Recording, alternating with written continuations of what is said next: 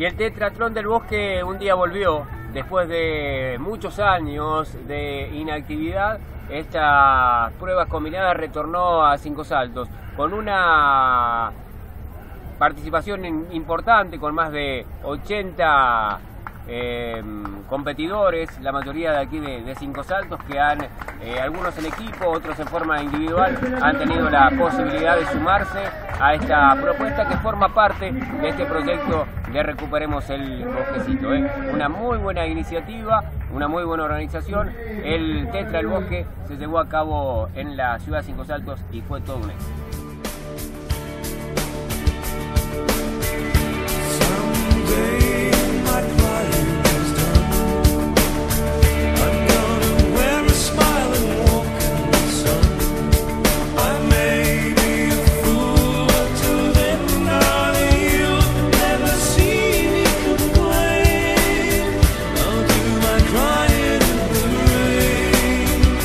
Si te digo que me encanta, me quedo corto. Aparte, te voy a decir lo que le dije a Adrián, yo soy el papá de esta prueba. Esta la diseñé yo. Sí, me acuerdo. No, la diseñé la primera y le metimos pila con mucha gente que colaboraba, yo solo no hice todo. Pero bueno, quedó y le hicimos unas cuantas ediciones más hasta que uno de los participantes. No la corrí nunca yo porque yo la armaba.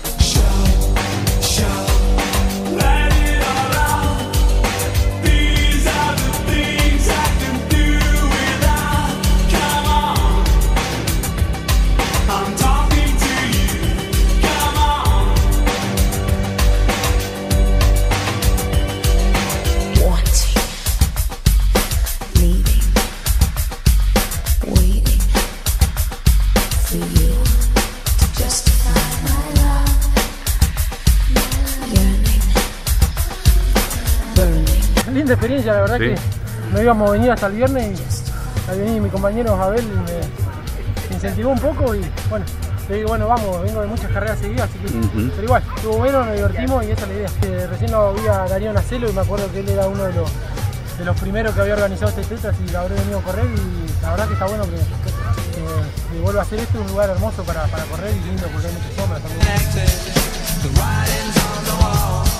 But if your mind's neglected, stumble you might